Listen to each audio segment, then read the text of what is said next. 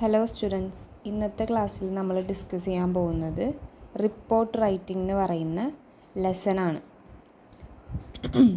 അപ്പോൾ report writing എന്ന് പറഞ്ഞാൽ എന്താണ്, അല്ലെങ്കിൽ റിപ്പോർട്ട് റൈറ്റിങ്ങിൻ്റെ സമയത്ത് നമ്മൾ എന്തൊക്കെ കാര്യങ്ങൾ ശ്രദ്ധിക്കണം, ഇതൊക്കെയാണ് ഈ ഒരു ചാപ്റ്ററിൽ പറയുന്നത്, അല്ലെങ്കിൽ ഡിസ്കസ് ചെയ്യുന്നത് ഇതൊക്കെയാണ്. അപ്പോൾ നമുക്ക് ഈ ചാപ്റ്ററിൽ എന്തൊക്കെ പറയുന്നതെന്ന് നോക്കാം. അപ്പോൾ ആദ്യം തന്നെ എന്താണ് റിപ്പോർട്ട് റൈറ്റിംഗ് എന്ന് നോക്കാം.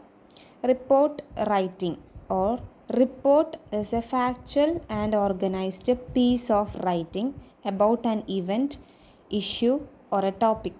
ഇപ്പോൾ നമ്മൾ ഒരു റിപ്പോർട്ട് തയ്യാറാക്കുക എന്ന് പറയുമ്പോൾ ഇപ്പോൾ നമ്മൾ എവിടെയെങ്കിലും യാത്ര പോയി, അത് കഴിഞ്ഞ് നമ്മൾ തിരിച്ച് നാട്ടിൽ വന്നിട്ട് ആ പോയ യാത്രേനെ കുറിച്ചോ അല്ലെങ്കിൽ അവിടെ കണ്ട ഏതെങ്കിലും ഒരു ഇൻസിഡൻറ്റിനെ കുറിച്ചോ അല്ലെങ്കിൽ അവിടെ ഉണ്ടായ എന്തെങ്കിലും ഒരു വിഷയത്തിനെ കുറിച്ചോ ആ ഒരു സിറ്റുവേഷൻ കഴിഞ്ഞതിന് ശേഷം നമ്മൾ എഴുതുന്ന ഒരു പീസ് ഓഫ് റൈറ്റിങ്ങിനെയാണ് റിപ്പോർട്ട് എന്ന് പറയാം. ഓക്കെ, ഒന്നുകൂടിയും പറയാം. റിപ്പോർട്ട് റൈറ്റിംഗ് എന്ന് പറഞ്ഞാൽ factual and organised account of events, issues or topic intended for a specific audience. അതായത് റിപ്പോർട്ട് റൈറ്റിങ്ങിലെ റിപ്പോർട്ട്സ് കംപ്ലീറ്റ് ഫാക്റ്റ് ആയിരിക്കും, സത്യസന്ധമായിട്ടുള്ള കാര്യങ്ങളായിരിക്കും. എന്തിനെ കുറിച്ചിട്ടുള്ള സത്യസന്ധമായ കാര്യങ്ങൾ? എന്തെങ്കിലും ഒരു ഇവൻറ്റോ അല്ലെങ്കിൽ എന്തെങ്കിലും ഒരു ഇഷ്യൂവിനെ കുറിച്ചോ അല്ലെങ്കിൽ എന്തൊരു ടോപ്പിക് ആവട്ടെ അതിനെക്കുറിച്ച് സത്യസന്ധമായിട്ട് ഒരു പീസ് ഓഫ് റൈറ്റിംഗ് നമ്മൾ തയ്യാറാക്കുന്നുണ്ടെങ്കിൽ അതിൻ്റെ ഫാക്ട്സുകൾ ചൂണ്ടിക്കാണിച്ചുകൊണ്ട് അതിനെ വെൽ സ്ട്രക്ചേർഡ് ആക്കിയിട്ട് നമ്മൾ എഴുതി തയ്യാറാക്കുന്ന ഒരു രേഖനെയാണ് നമ്മൾ റിപ്പോർട്ട് എന്ന് പറയാം. It is written for a specific audience to give clear information. അതൊരു പ്രത്യേക ഓഡിയൻസിന് വേണ്ടി പ്രിപ്പയർ ചെയ്യുന്നതാണ്. ആ ഒരു ഓഡിയൻസിന് ആ ഒരു ഇവൻറ്റിനെ കുറിച്ചോ അല്ലെങ്കിൽ ആ ഒരു ഇഷ്യൂവിനെ കുറിച്ചോ അല്ലെങ്കിൽ ഒരു ടോപ്പിക്കിനെ കുറിച്ചോ വ്യക്തമായ ധാരണ വരുത്താൻ വേണ്ടിയിട്ട് നമ്മൾ എഴുതി തയ്യാറാക്കുന്നതാണ് റിപ്പോർട്ട്. ഓക്കെ, ഇപ്പോൾ റിപ്പോർട്ട്സ് ഒരുപാട് സ്ഥലത്ത് നമ്മൾ യൂസ് ചെയ്യുന്നുണ്ട്. ഓഫീസുകളിൽ യൂസ് ചെയ്യുന്നുണ്ട്, ബിസിനസ് സ്ഥാപനങ്ങളിൽ യൂസ് ചെയ്യുന്നുണ്ട്, ഗവൺമെൻറ് ഇൻസ്റ്റിറ്റ്യൂഷൻസിൽ യൂസ് ചെയ്യുന്നുണ്ട്, സ്കൂളുകളിൽ യൂസ് ചെയ്യുന്നുണ്ട്.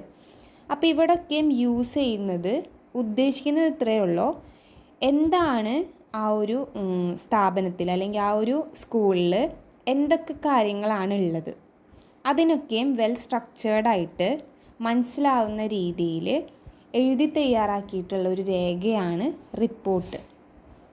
ഓക്കെ, ഇപ്പോൾ നമ്മളൊരു എക്സാമ്പിൾ പറയുകയാണെങ്കിൽ സ്കൂളിലെ എക്സാം കഴിഞ്ഞു, അപ്പോൾ നമ്മൾ പ്രോഗ്രസ് റിപ്പോർട്ട് എന്ന് പറയും. അതായത് ഒരു കുട്ടിയുടെ പ്രോഗ്രസ് എത്രത്തോളം ഉണ്ട് എന്ന് കാണിക്കുന്ന ഒരു രേഖ.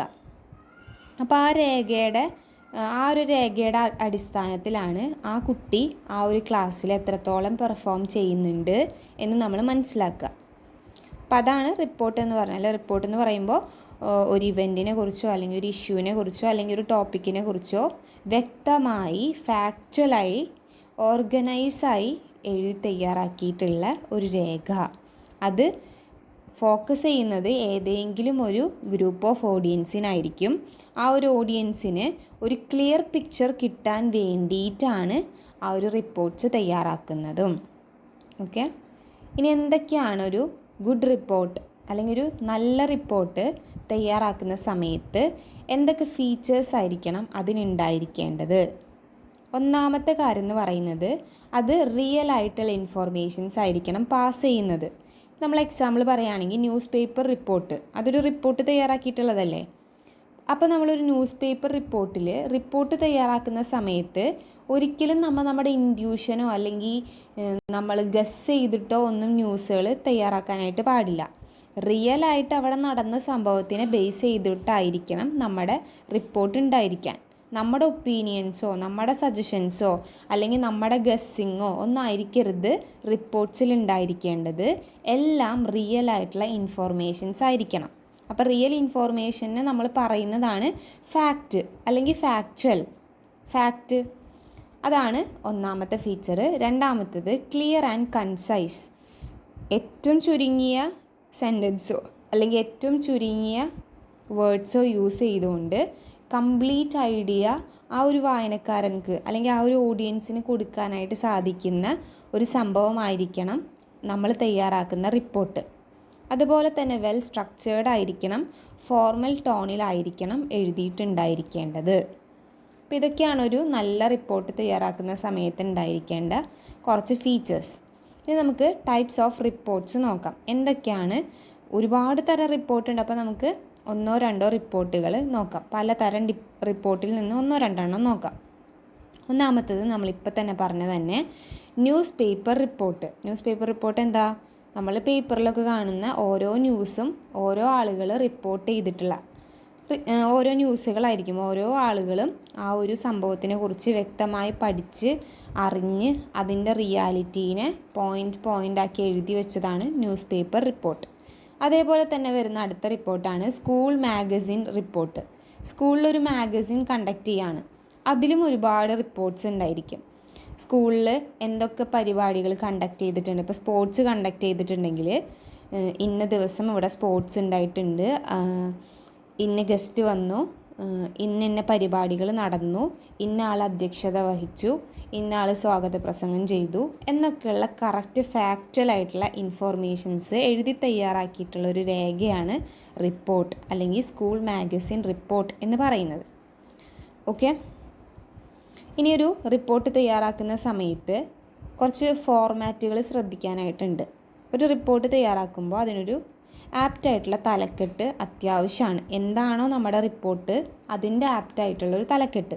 ഇപ്പോൾ നമ്മളൊരു ആക്സിഡൻറ്റിനെ കുറിച്ചിട്ടുള്ളൊരു റിപ്പോർട്ടാണ് തയ്യാറാക്കുന്നതെന്നുണ്ടെങ്കിൽ ആ ഒരു അപകടത്തിന് ആളുകളിലോട്ട് പെട്ടെന്ന് കണ്ണെത്താൻ പറ്റുന്ന രീതിയിലുള്ളൊരു തലക്കെട്ടായിരിക്കണം നമ്മൾ കൊടുക്കേണ്ടത്. അതല്ല ഇപ്പോൾ നമ്മൾ വേറെ എന്തെങ്കിലും ഒരു അത്ഭുത ഉള്ളൊരു കാര്യത്തിനെ കുറിച്ചിട്ടുള്ളൊരു ടോപ്പിക്കാണ് റിപ്പോർട്ട് ചെയ്യുന്നതെന്നുണ്ടെങ്കിൽ അങ്ങനെ ഐ ക്യാച്ചി ആയിട്ടുള്ളൊരു ഹെഡിങ് ആയിരിക്കണം നമ്മൾ കൊടുക്കേണ്ടത്. Then second line by line എന്ന് പറയും. അല്ലെങ്കിൽ സെക്കൻഡ് അതായത് തൊട്ടടിയിൽ നമ്മൾ എഴുതേണ്ടത് ബൈ ലൈൻ. ബൈ ലൈൻ എന്ന് പറഞ്ഞാൽ നെയിം ഓഫ് ദ റൈറ്റർ. ആരാണ് ഈ റിപ്പോർട്ട് തയ്യാറാക്കുന്നത് അയാളെ പേരാണ് സെക്കൻഡ് ലൈനിൽ നമ്മൾ കൊടുക്കേണ്ടത്, അല്ലെങ്കിൽ തുടങ്ങേണ്ടത് നമ്മളത് പറഞ്ഞുകൊണ്ടാണ്. ദെൻ ലീഡ് പാരഗ്രാഫ് എന്ന് പറയുമ്പോൾ ഒന്നാമത്തെ പാരഗ്രാഫ്, ആ ഒരു പാരഗ്രാഫിൽ നമ്മൾ കുറച്ച് ഡീറ്റെയിൽസ് മാത്രമായിരിക്കും കൊടുക്കുക. ഒരുപാട് ഇങ്ങനെ വലിച്ചു വാരി എഴുതാതെ കുറച്ച് ഡീറ്റെയിൽസ് മാത്രം. ബോഡി പാരഗ്രാഫിലോട്ട് വരുമ്പോൾ പിന്നെ എന്താണ് നമ്മുടെ ആ ഒരു ടോപ്പിക് അതിനെക്കുറിച്ചുള്ള ഡീറ്റെയിൽഡ് ആയിട്ടുള്ള കാര്യങ്ങളാണ് ബോഡി പാരഗ്രാഫിൽ പറയാം. Then next one I witness account. അതായത് ഇപ്പോൾ നമ്മളൊരു ആക്സിഡൻറ്റ് അല്ലെങ്കിൽ എന്തെങ്കിലും ഒരു കൊലപാതകം അതല്ലെങ്കിൽ എന്തെങ്കിലും മോഷണം ഇതിനൊക്കെ കുറിച്ചിട്ടാണ് ഒരു റിപ്പോർട്ട് തയ്യാറാക്കുന്നതെന്നുണ്ടെങ്കിൽ അതിൽ ഐ വിറ്റ്നസ് അത്യാവശ്യമാണ്, അല്ലെങ്കിൽ ഐ വിറ്റ്നസ് അതിലുണ്ടായിരിക്കാം. അപ്പോൾ ഐ വിറ്റ്നസ്സിനെ കുറിച്ച് എഴുതണം എന്നുണ്ടെങ്കിൽ നമ്മുടെ മെയിൻ ഇൻഫോർമേഷന് താഴെയാണ് ഐ വിറ്റ്നസ്സിനെ കുറിച്ച് എഴുതുക. ഐ വിറ്റ്നസ് എഴുതി കഴിഞ്ഞ ഉടനെ തന്നെ നമുക്ക് നമ്മുടെ റിപ്പോർട്ട് അവസാനിപ്പിക്കാവുന്നതുമാണ്. ഇനിയിപ്പോൾ ഐ വിറ്റ്നസ് ഒന്നും തന്നെ ഇല്ലെങ്കിലും ഐ വിറ്റ്നസ് ഒന്നുമില്ല എന്ന് പറഞ്ഞുകൊണ്ടും നമുക്ക് വേണമെങ്കിൽ നമ്മുടെ റിപ്പോർട്ട് അവസാനിപ്പിക്കാം. അപ്പോൾ ഒരു നല്ല റിപ്പോർട്ട് തയ്യാറാക്കുന്ന സമയത്ത് ആ ഒരു റിപ്പോർട്ട് വായിച്ചാൽ തന്നെ നമുക്ക് 5 W ക്വസ്റ്റ്യൻസിനുള്ള ആൻസർ കിട്ടും, 1 H ക്വസ്റ്റ്യനുള്ള ആൻസറും കിട്ടും. അപ്പോൾ എന്തൊക്കെയാണ് ഈ 5 W ക്വസ്റ്റ്യൻസ് എന്ന് പറഞ്ഞാൽ? What, who, when, where, why. ആര്, എപ്പോൾ, എങ്ങനെ, എന്ത്, ഏത് എന്നൊക്കെയുള്ള ഉത്തരം നമുക്ക് ആ ഒരു റിപ്പോർട്ട് വായിക്കുമ്പോൾ തന്നെ മനസ്സിലാവും. ഹൗ, എങ്ങനെ, ഒരു H ക്വസ്റ്റ്യൻ ഉണ്ടെന്ന് പറഞ്ഞല്ലോ, അപ്പോൾ അത് ഹൗ ഡിഡ് ഇറ്റ് ഹാപ്പൻസ്, എങ്ങനെയാണ് ഇത് സംഭവിച്ചത്. അപ്പോൾ ആ ഒരു റിപ്പോർട്ട് വായിച്ച് നോക്കിയാൽ മതി, നമുക്ക് ആ ഒരു ക്വസ്റ്റ്യൻ ആൻസർ നമുക്ക് ആ റിപ്പോർട്ടിൽ നിന്ന് കിട്ടും. വാട്ട് ഹാപ്പൻഡ്, എന്താണ് സംഭവിച്ചത്, ആ റിപ്പോർട്ട് വായിച്ചാൽ മതി, നമുക്കതിൽ നിന്ന് മനസ്സിലാവും എന്താണ് സംഭവിച്ചതെന്ന്. ഹൂ വാസ് ഇൻവോൾവ്ഡ്, ആരാണ് ഇതിൽ ഇൻവോൾവ്ഡ് ആയിട്ടുള്ളത്, അതും നമുക്ക് ആ ഒരു റിപ്പോർട്ടിൽ നിന്ന് അതിൻ്റെ ആൻസർ മനസ്സിലാവും. വെൻ ഡിഡ് ഇറ്റ് ഹാപ്പൻ, എപ്പോൾ സംഭവിച്ചു. വേർ ഡിഡ് ഇറ്റ് ഹാപ്പൻ, എവിടെ വെച്ച് സംഭവിച്ചു. വൈ ഡിഡ് ഇറ്റ് ഹാപ്പൻ, എന്തുകൊണ്ട് ഇത് സംഭവിച്ചു. അപ്പോൾ ഇത്രയും ക്വസ്റ്റ്യൻസിനുള്ള ആൻസേഴ്സ് ആയിരിക്കണം നമ്മുടെ റിപ്പോർട്ട് എന്ന് പറയുന്നത്. അപ്പോൾ ഇതുവഴി നമുക്കൊരു ക്ലിയർ ആൻഡ് കംപ്ലീറ്റ് ആയിട്ടുള്ള ഒരു റിപ്പോർട്ട് തയ്യാറാക്കാനായിട്ട് പറ്റും. അപ്പോൾ ഒരു റിപ്പോർട്ട് തയ്യാറാക്കുന്ന സമയത്ത് നമ്മൾ ഒരുപാട് സ്റ്റെപ്സിലൂടെ പോകാനുണ്ട്. ഒന്നാമത്തെ സ്റ്റെപ്പ് എന്ന് പറയുന്നത് കളക്ട് ഐഡിയാസ്, അല്ലെങ്കിൽ ആ ഒരു ഇൻഫോർമേഷൻസിൻ്റെ റിയാലിറ്റി കളക്ട് ചെയ്ത് വെക്കണം. പോയിൻറ്റ്സിനെ അറേഞ്ച് ചെയ്ത് പ്രോപ്പറാക്കി വെക്കണം. ആദ്യം ഇന്ന കാര്യം പറയണം, പിന്നെ ഇന്ന കാര്യം, പിന്നെ വേറൊരു കാര്യം, പിന്നെ അടുത്ത കാര്യം, പിന്നെ ലാസ്റ്റ് കൺക്ലൂഷൻ, അങ്ങനെ കറക്റ്റ് ഓർഗനൈസ് ചെയ്യണം. ഡ്രാഫ്റ്റ്, ഒരു ഡ്രാഫ്റ്റായിട്ട് ഒരു ഫസ്റ്റ് വേർഷൻ ആക്കി ചെയ്ത് വെക്കുക. ദെൻ അതിനെ എഡിറ്റ് ചെയ്യുക. Then rewrite final version. അപ്പോൾ ഇത്രയും സ്റ്റെപ്സിലൂടെയാണ് ഒരു റിപ്പോർട്ട് കടന്നു പോവുക. ഓക്കെ. അപ്പോൾ ഒരു റിപ്പോർട്ടിൻ്റെ ഒരു എക്സാമ്പിൾ ഞാൻ താഴെ കൊടുത്തിട്ടുണ്ട്. ഒരു സ്കൂൾ മാഗസിനിൽ തയ്യാറാക്കുന്ന ഒരു report, annual sports day celebration. Sharma എന്ന് പറയുന്ന സ്റ്റുഡൻ്റ് ആണ്, അതായത് ബൈലൈനായിട്ട് അവിടെ കൊടുത്തിട്ടുള്ള പേരാണ് ശർമ്മ, ക്ലാസ് 12. അപ്പോൾ ശർമ്മ ക്ലാസ് 12 ഒരു സ്റ്റുഡൻറ്റ് തയ്യാറാക്കിയിട്ടുള്ള ഒരു സ്കൂൾ മാഗസിനിലെ റിപ്പോർട്ടാണ് ഈ താഴെ കൊടുത്തിട്ടുള്ള എക്സാമ്പിൾ. ഓക്കെ. അപ്പോൾ ഇങ്ങനെയാണ് നമ്മൾ ഒരു റിപ്പോർട്ട് തയ്യാറാക്കുന്ന വിധം. സോ ഇത്രയാണ് ഈ ഒരു ചാപ്റ്ററിൽ ഡിസ്കസ് ചെയ്യുന്നുള്ളൂ. Thank you.